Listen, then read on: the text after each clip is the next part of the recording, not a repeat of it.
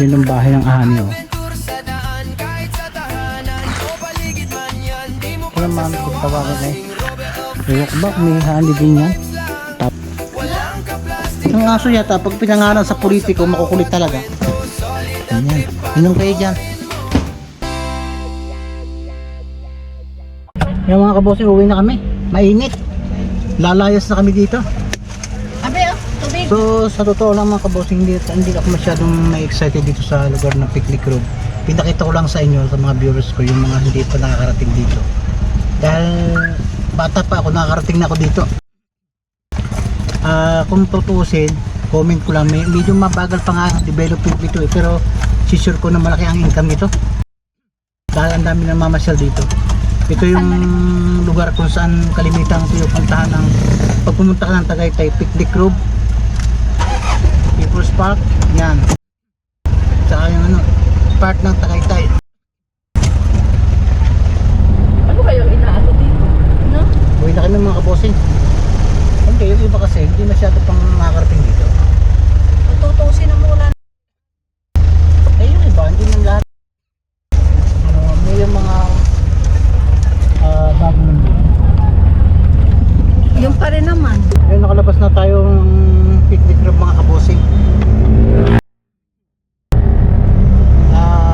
Umalis na kami. Medyo kinukulit kami ng ng mga magkakabayo. Kaso hindi man kami kakayanin ng kabayo. Makukulit din yung magkakabayo nila. Ang pinarerenta pa naman nilang kabayo yung mukhang mga gutom pa, payat pa. Pero ano yan mga kabosing, matagal na yung yun ang pinakasimbolo ng Picnic Road, ang pagparenta ng kabayo. Yung mga hindi pa nakakasakay ng kabayo excited sa kanyan. Kaya ang kaso yung katulad ko na doon na lumaki sa pagsakay ng kabayo kami na excited.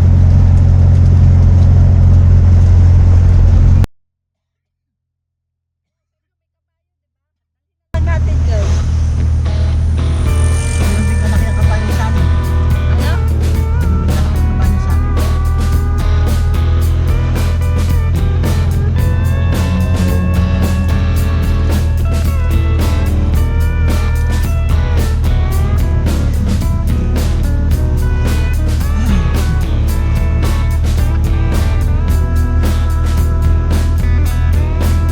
I hear you talking at work to the boys in the gym, talking at the bar till I walk in. Baby, why won't you talk to me?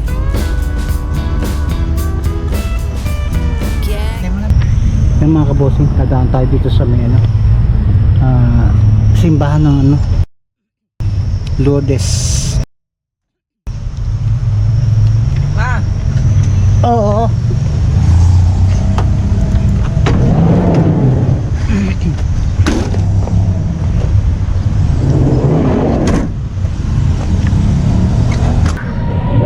Okay, hindi mo sumuwala sa mabuting asal, mabuting gawain. Dapat ang mga bata yan ay dinasal sa simbahan. Hindi sa SM. Kasi lagi sa SM yan,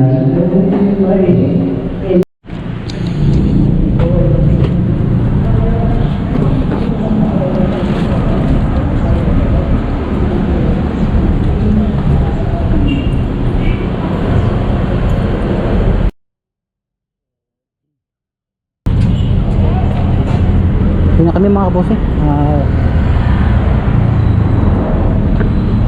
Salamat at nakapag-simba rin tayo. So hindi man tayo mga kabosing malilit magsimba, pero tulad ng nabanggit ko, hindi na tayo po ay nananalig sa throne na sa taas. Kaya inisikap natin makapagsimba kahit hindi naman laban. Uwi na tayo mga kabosing. At sobrang init na Let's go. Mga kabossing, dito tayo sa may sa may kanto kung saan yung going to Laguna, yan, Calax to Manila. Diretso lang yan to Bali. Expressway. Ang kantong ito, itong mismong kantong ito, kung tawagin, hindi palengke dyan. Ang alam ko andyan pa rin, kung tawagin namin ay City Market. Ito yung pinakapalengke ng Tagaytay talaga.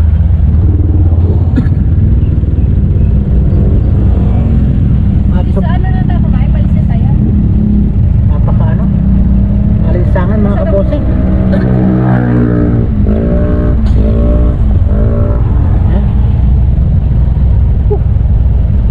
Sarap po. Doon naman tayo. It's your tongue when we're talking about what I need.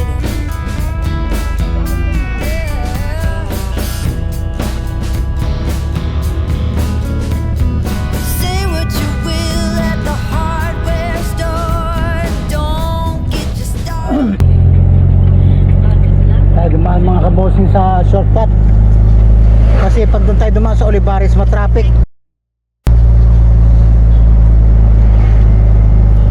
Ito ang labas nito, Buho na.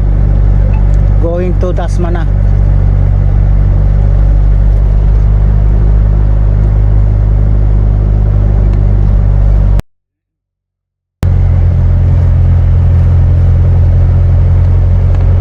Talking about sports, baby. Why won't you talk to me? Can't get your tongue when we're talking about what I need.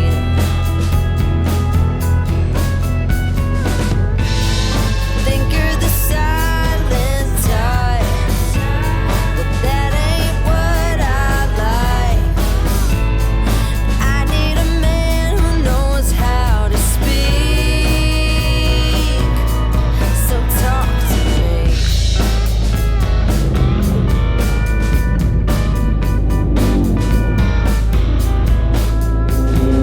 Yap on the phone with your daddy till dawn. Fishing with your buddies, going on and on and on. Those fish hear more than me. Cat gets your tongue when we're talking about what I need.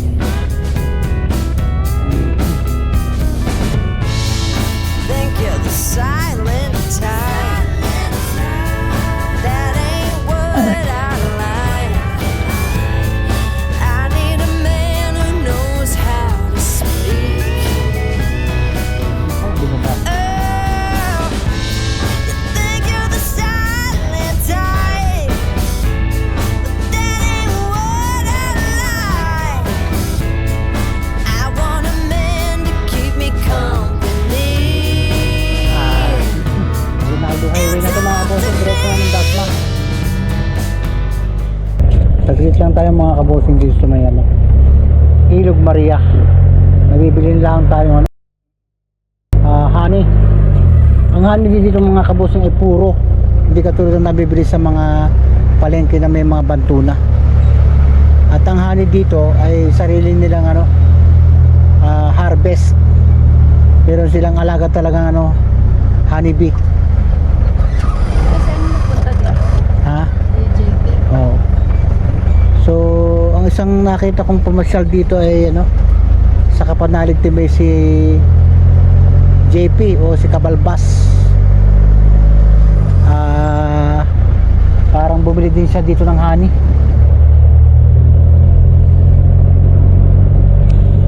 Oh, ang daming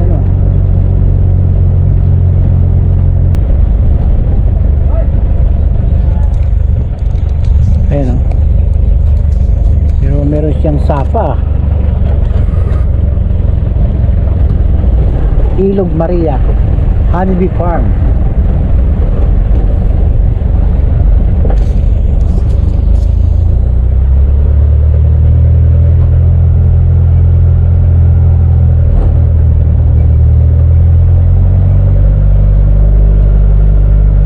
minsan ko na itong na-vlog mga kabossing, itong Honeybee Farm, itong Ilog Mariam to, na may binili din kami ano, honey.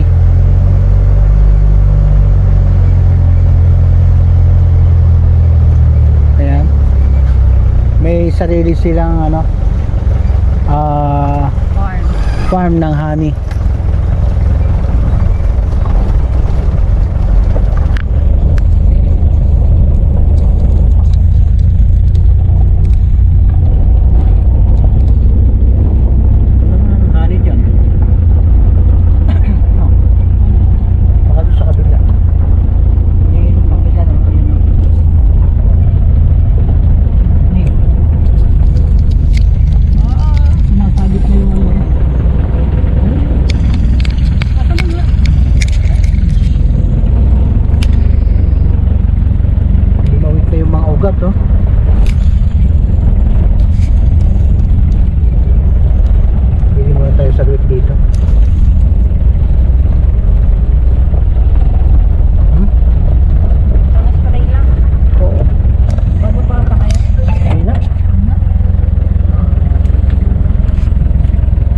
Na-vlog to mga kabossing, tagal na, siguro mahigit ng 1 taon. So yung sinasabi ko sa inyo, may sarili silang honey farm, honeybee farm. Ayan.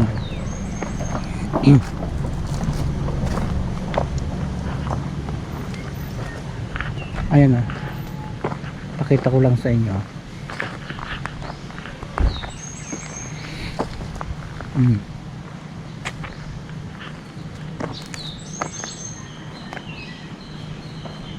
Ayan mga kaboss, ito yung bahay ng, yun yung bahay ng ahani oh. Ito naman kung tawagin ay, ewan ko ba kung may honey din yan, tawag sa amin yan lukot eh.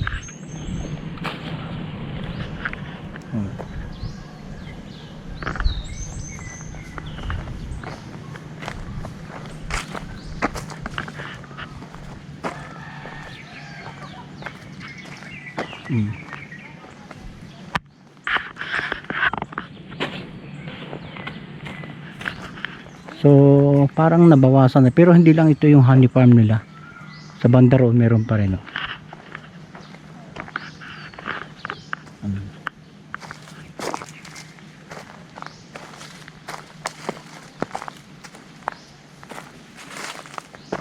Iba pa yung ano, meron siyang lukot talaga kung tawagin. Sa amin lukot eh, sa Batangas eh, yung maliliit, hindi yun yung malalaki oh.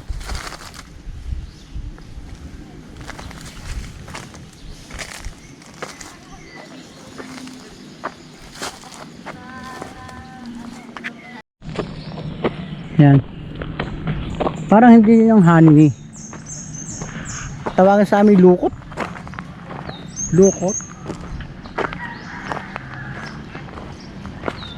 Ayun.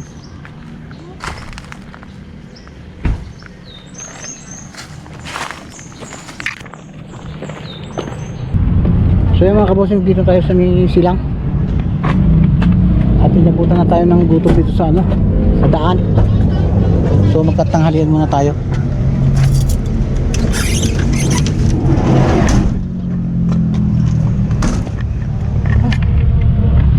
Ang oras ay na. Kaya pala gutom na ako.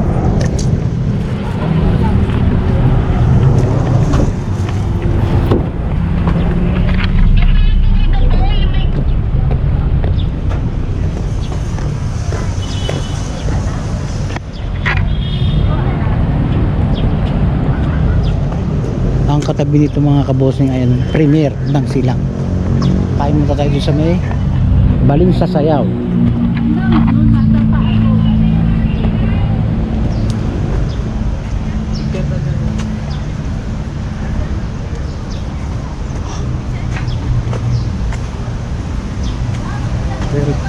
Alauna na pala. Ito na.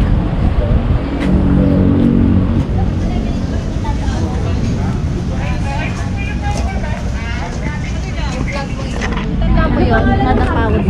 lakas na eh. Grabe siya. Ang lakas eh. Aray ko. Oh my God.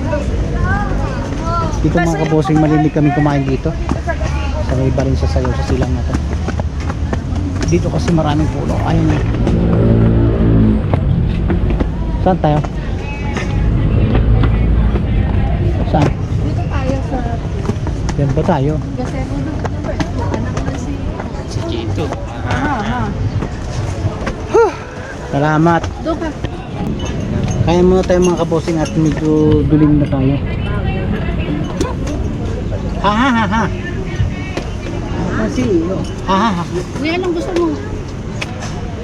Sinig. Ang maganda dito sa Balinsasayaw nito mga kabosing, maraming puno. Hindi katulad dun sa isang Balinsasayaw dun sa may part ng silang pa rin yun. Medyo mainit. Dito talaga itong lugar na ito ay siguro nung i-develop eh, hindi na talaga pinagpuputol ang puno. Pinagdagan pa nila. Kaya malaki. Nagawa lang sila ng kubo-kubo, ayan. So halos hindi magkatanawan ng kabila dahil maraming ang halaman sa gilid. Napakagaling din ang pagkakapag-design ng restaurant itong mga kabosing. Kaya mga kabosing, gibutin yung ating order. Ano yung mga kabosing ha? Ang laki ng ano ba yan? Crispy pa to. Crispy pata. Ay tatatlo naman kami. Ang alaala ko ay magbalot-balot na naman kami pauwi.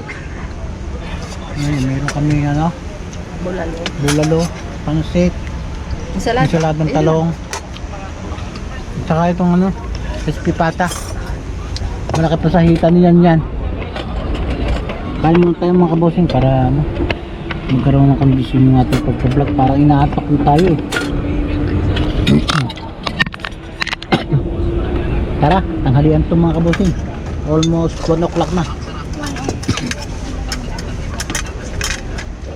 Sarap na lasa. Sarap. Dito tayo mga kabosing sa Balinsasayaw sa Silang. Tabi ng Premier.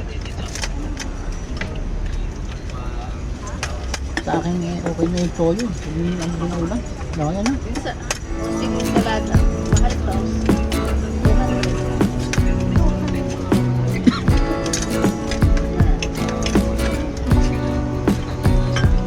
Ngayon mo yan. Yan. Ngayon ako. Ano ako? Kain na. Kamay.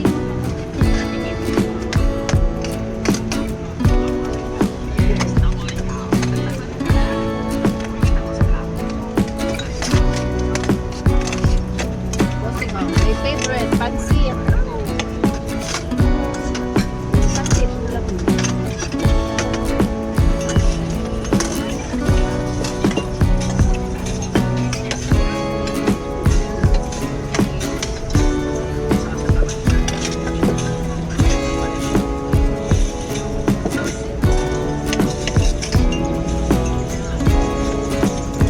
Wala na tira. Hindi ko mga ikakuha mo ako.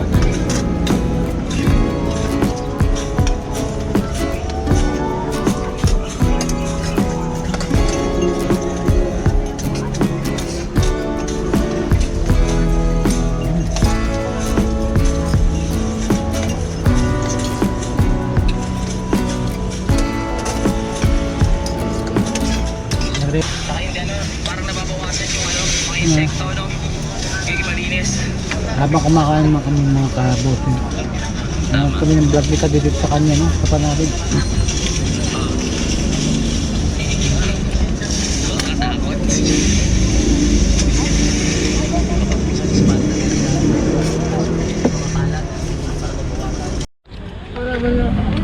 Ayan mga kabosing, no? Na tatapos kami ng pagkain ito. Ay may natara pang ano, bulalo, ay yung pansit. At siyempre baka inyong masyadong pansinin niyo yung aming pagkain. Kasi yung mga nakain pang doon. Kami tapos na. Hindi pwedeng i-edit yan. O, ito mo naman. Uy, ako naman ang huling uman. Aba, ay crap. Ang thumbnail nito ay ang thumbnail nito Ang pinakamatakong.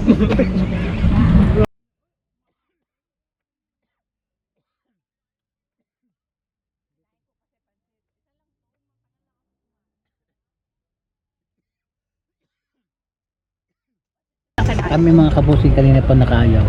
Pero ito ayun.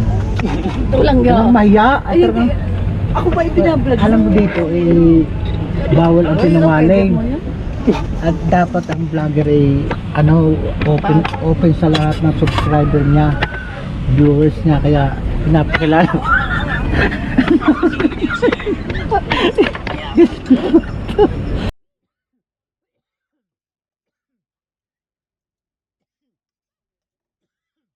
Hindi namin maubos mga kabusing yung ulam. Yung crispy pata at saka yung bulalo. Naubos lang yung pati yung pansit na natira pa rin.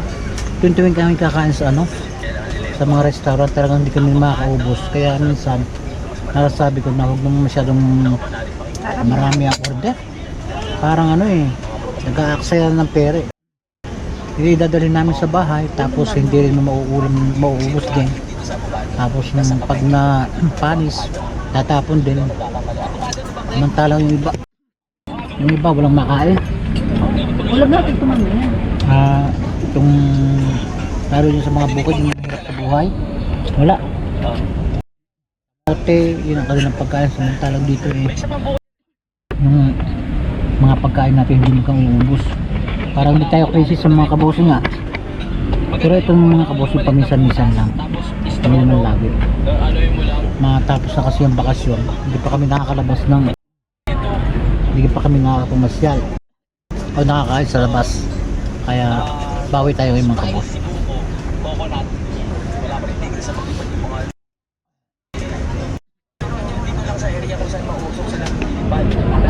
Ang problema ko mga kabus, naging manalisip ko na yung pagkakain. Tamad na tamad, hantok, which is pagka ako ang sabi ng doktor sa akin, pag kumakain ka, huwag agad mahihiga. Dapat naglalakad-lakad ka, huwag yung tuloy higa ka. Minsan kasi kaya nai-impass daw ang tao, yung pagkakain na marami tapos biglang hihiga tapos matutulog, yung masama daw yung mga kabosa. Problema minsan, iniiwasan ko kakain ko, napapapikit ako. Naalala ko mga kabosing yung kabataan ko, nakatulog ako habang kumakain. Naranasan niyo ba mga kabosing yung yung kayo mga bata pa, na habang nakain antok na antok, halos matutulog. Magigising ka lang pag pinapagalitan ka na ng nanay mo. Malimit ko maranasan yung araw yun, na habang kumakain ganyan parang antok na antok talaga, pero pinipilit pa rin kumain kahit antok na antok. Saka masamang nakakabis naman yung pagkakain tutulog. Pangit daw yung mga kabosing. Dapat maglakad-lakad ng konti, lalo na pag daw ikaw ay may napanunaw. Hindi daw magandang epekto pagka pagkakain ay yung mahihiga agad. Kaya kailangan maglakad-lakad ng tayo, yan, lakad-lakad na kaunti. Huwag naman yung magja-jogging, baka appendicitis ang abutin mo. O yan, tapos kami ng pagkain, mamaya uwi na rin kami. Ayan mga kabosing, tapos na kami, uwi na kami. Pinalot namin yung mga natitirang pagkain. Nakakatamad mga kabosing, nangantok ako. Thank you. Observe ko lang mga kabosing, sa tagal kong kumakain na restaurant, kami talaga pag hindi namin naubos, pinababalot namin pa uwi kasi sayang. Pero meron naman kumakain dito na talagang hindi na inuuwi. Iniisip ko na lang, may mga Pilipinong walang makain, pero namang may mga tao sa Pilipinas na inaaksay ang pagkain. merong order ng ubos ng dami, tapos pag hindi na ubos, iiwanan lang. So hindi ko alam kung paano ginagawa ng restaurant o meron naman talagang hindi pa nagagalaw, kinagalaw lang ng kaunti pero iniiwanan na. So iniisip ko lang, ang dami sa atin ng halos walang makain. Diba? Ang dami Pilipino na 2 beses lang kumakain, 1 beses, minsan kamote pa. Tapos yung iba sagana at inaaksaya pa talaga. Kaya hindi ko lang alam kung ba't pumasok sa isip ko yung mga bagay na yan.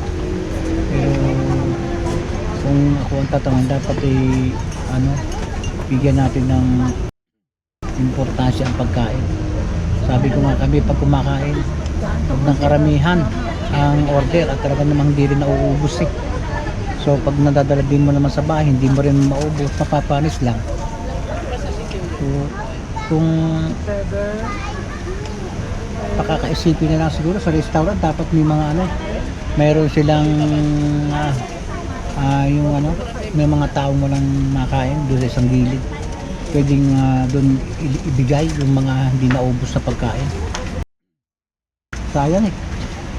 At yun namang in-order mo yun, hindi man basta-basta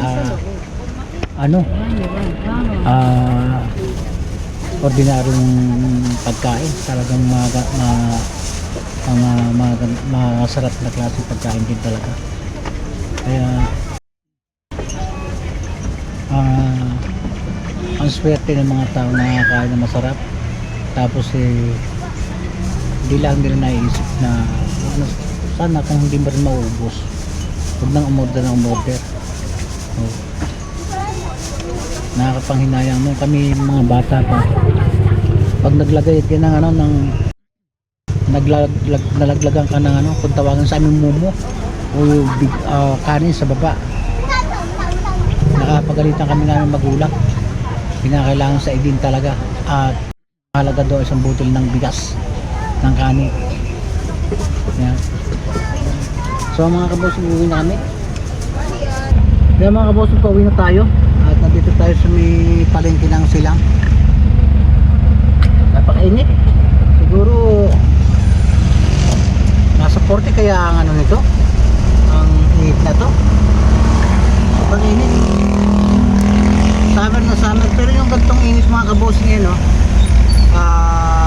minsan parang badya na pwedeng umulan ganitong, tapos walang kahangin-hangin. So yun, tulad na sinasabi ko, yun ako kinakabahan, baka bigla mag-ulanan na. Hindi pa namin naumpisa yung simento ng kalsada ng bahay sa Batangas. At napapanood ko sa mga vlog ni Nakautol, ang alikabok pag dinadaanan.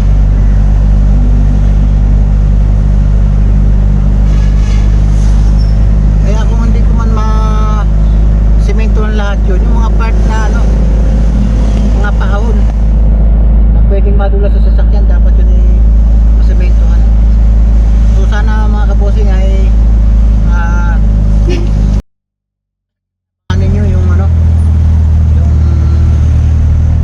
sa pagpapasamento sa bahay niya. Kaya minsan kasi isang napansin ko, maganda rin yung nag-stay yung ng mga kapanalig team doon na pagdadaanan yung ginawang kalsada yun. Dahil nung di pa nila nadadaan, walang masyadong dumadaan doon mga kabosing eh. Halos yung kalsada yun ang dumadaan lang ako. Minsan yung mga nagpapastol ng baka doon sa baba, yung bayo ko, utol ko ay hindi man talaga doon nadaan. May daan siyang kanya, kaya hindi siya tumitigas. At minsan pagka namimitas ng buko, doon nila pinadadaan yung kabayo. Kaya talagang dapat maayos na yun.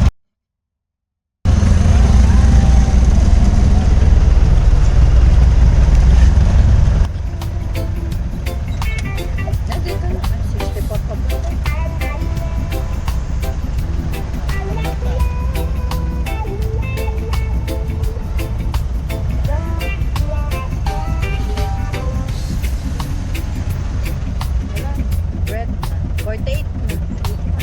48.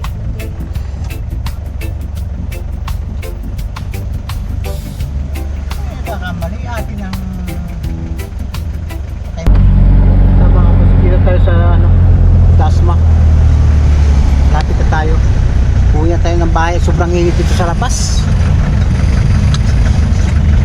Parang ano, parang pinipirito yun.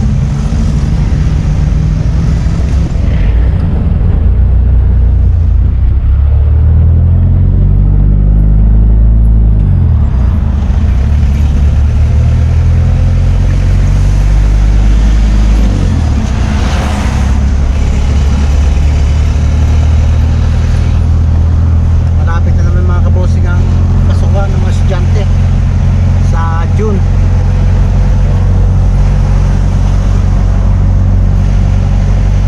Yan naman yung mga gastusin ng mga magulang sa kanilang mga anak sa pag-aaral. Yung aking bunso ay hindi na libro daw ang gagamitin, tablet na. Hindi na daw ano, kasi ang katwira nila mabigat daw dalahin. So ang presyo ng tablet na yun eh pumapatak na ano na, nasa 10,000. Hindi talaga gawang biro magpaaral ngayon ng mga batang mga anak. Kaya sana yung mga bata, mga anak eh mag-aaral ng mabuti para hindi mamaksaya yung pagod gasto sa kanila.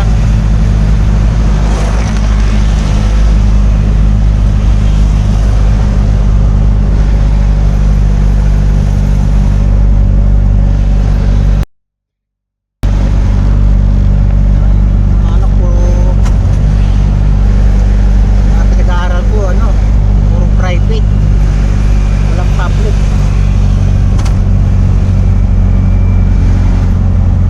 Kaya hindi pa rin talaga tayo kakayot mga kabosing. Mas tuition. Ayun, tapos mas pa daw ang tuition.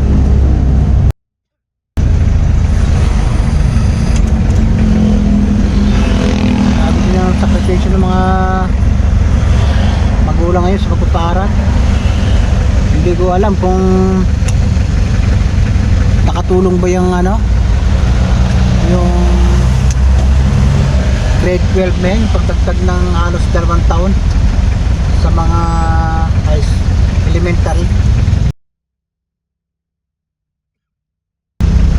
Tingin ko ganun din eh, ang natagdagan lang ay gastos, pero yung para matuto mga bata ay nasa nag-aaral na rin yun.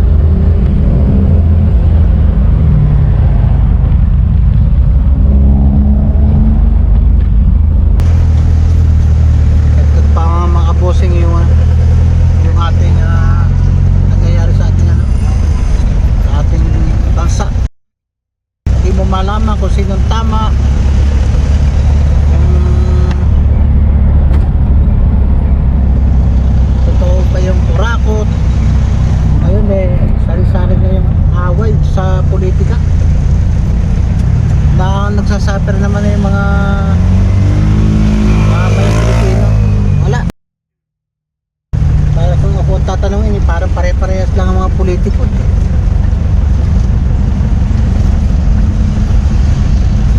Magagaling lang sila pagkano sa araw na kampanyahan, pagkakatapos sila na nakaupo, wala na.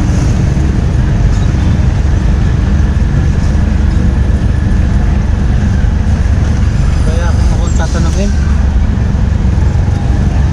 wala nang mapapagkatiwalaan talaga eh. Halos parang pare-parehas na eh.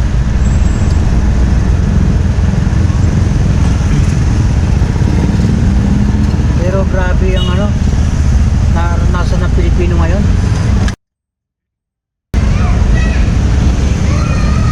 Sa pagkuha mga kabosing ng ayuda, halos namamatay, mga namamatay na yun sa kapipi, sa pila. Makakuha lang ng 5,000 ayuda. Ayan.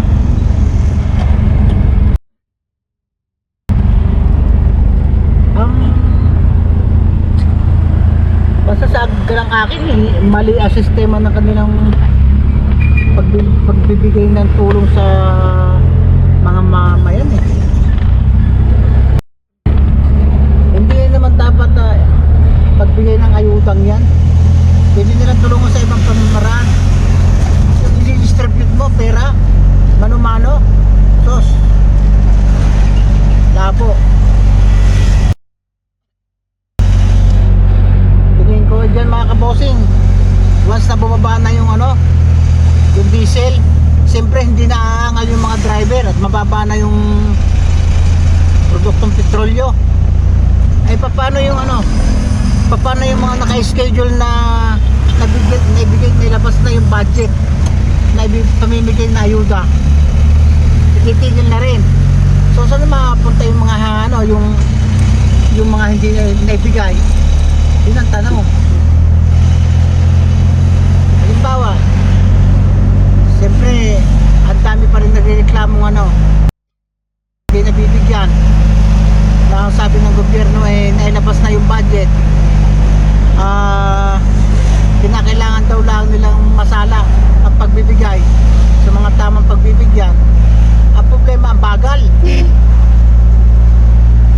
Sa ngayon, walang masyadong nagreklamo kasi bumaba ng krudo. Parang wala na nahiling ng ayuda. So, ang mangyayari dyan, magtitigil na yung pamimigay ng ayuda. Nailabas na yung budget ng gobyerno. Nasa proseso na ng pamimigay. Kung once na hindi na pagbibigay ng ayuda, sa tutungo yung yung na-release na budget na yan para sa ayuda, pag napatigil hindi makukuha. Yun ang tanong.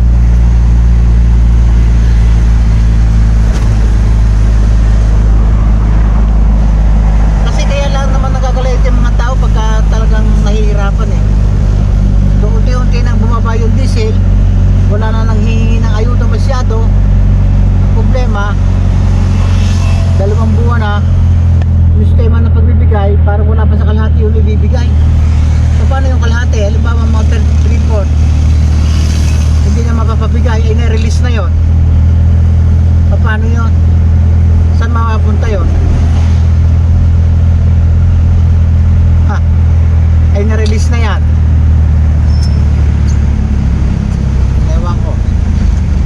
Kaya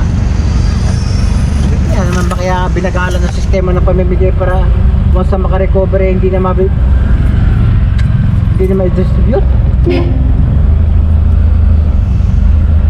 Kasi nung panahong tanda ko, hindi ako maka-Duterte mga kabosing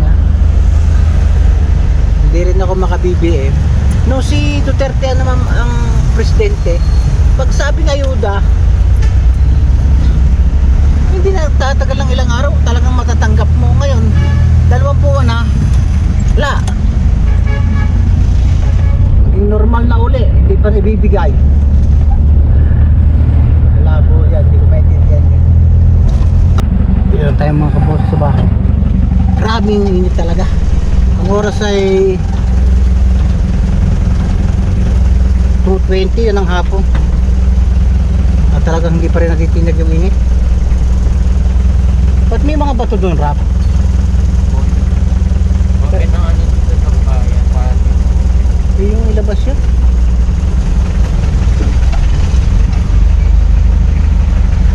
Init.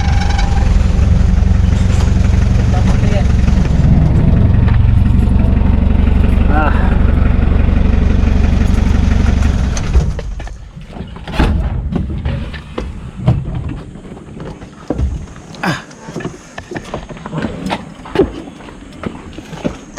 Tayo sa bahay mga kabosing. Pakawan mo kaya, para kakain na rin. Alin? So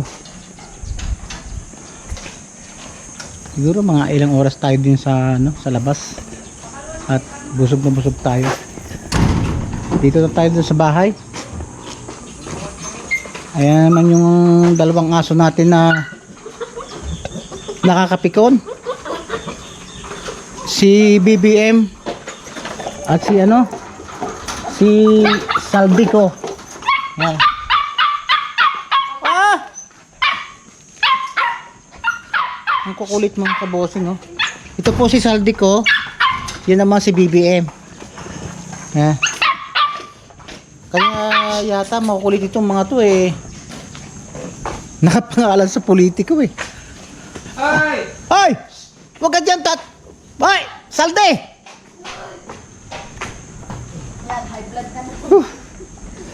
Naiirita ako kasi mga kabosing ang ingay sa gabi. Hindi naman po pwedeng nakawala sila dahil baka kung saan magdumi. Kaparehas na yung ugali nila eh. Pangit yata pag ang aso mo doon mo pinangalan sa mga politiko. Makukulit eh. Ang limit kong mapikon mga kabosing. Yung bang natutulog ka tahol ng tahol. Gusto nilang lumabas.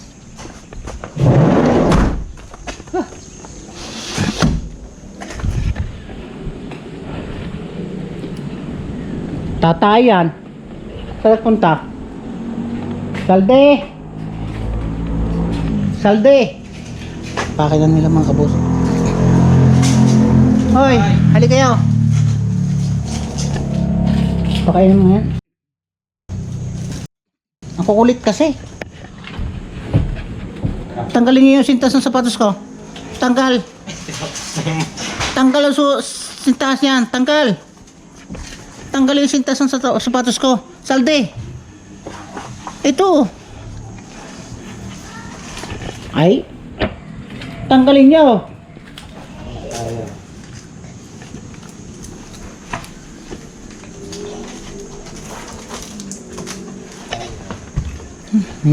May oras na ano eh. Sila yung nagtatanggal ng tali ng sapatos eh.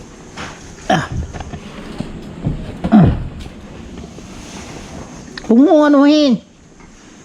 Walang umoy yan. Walang nyak. Huwag mo galawin yung medyas. BBM. Huwag mo mga... Kaso pag pinangalan mo sa politiko, makukulit. Huwag! Ay, init.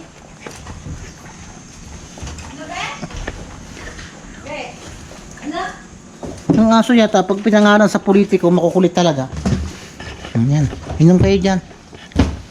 Tahimik naman nila kanina. Ito, nahuli na to si Saldico, mo. Kaya pala ito yung nahuhuli, makulit. Nakukulong, makulit eh. Problema dyan mga kabos, pag nasasanay na nalabas, gusto nila lagi na sa labas. Galit sa iyo.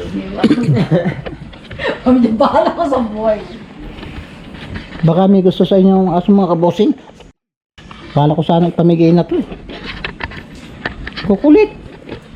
Ang limit ng mapikon.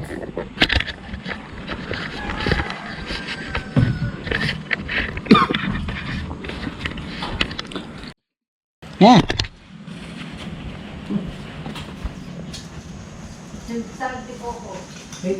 Ayan na ako. Anong?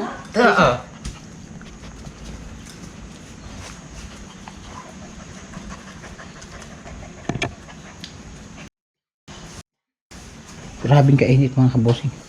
So yan mga kabosing, at dito tayo sa bahay. Bali mahaba na rin itong vlog na to.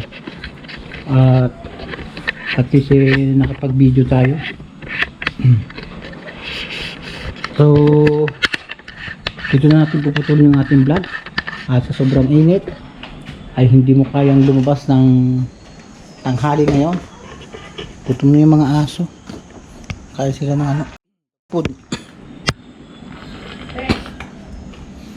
Ha?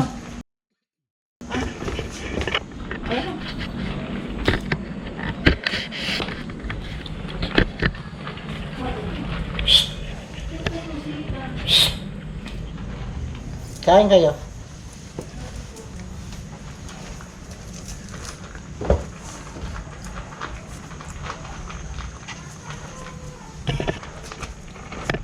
Kain kayo.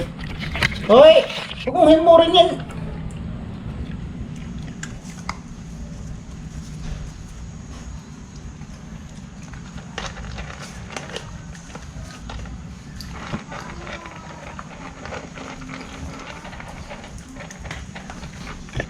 So yan mga kabossing, at dito na rin puputulin ng ating vlog. At salamat sa sa pagsama sa video ito hanggang huli. Maraming po uling salamat sa mga nanonood ng aking aking vlog, ng aking video. Sa Team Kaon muli, sa lahat ng subscriber ng Team Kapanalig viewers, silent viewers, at doon sa mga sponsor ng Kapanalig team. So katulad ng dati, pasensya na kayo dito sa mga vlog ko dito sa Cavite. Ibang ambience natin pag nasa Batangas So sana huwag niyo akong bitiwan kahit dito sa Cavite mga kabossing. So dito natin puputulan natin vlog. Sana sa mga oras na ito ay nasa maayos kayong kalagayan, at doon sa mga nagtatrabaho sa labas, lagi po tayo magbawa ng tubig, inom lang ng tama para tayo hindi ma-dehydrate. Alam naman nyo ang nagiging dahilan ng pagtaas at ng ating BP at pagka-stroke ay ang ating dehydration. So hanggang dito na ating vlog mga kabossing. Until next video na lang. Bye bye.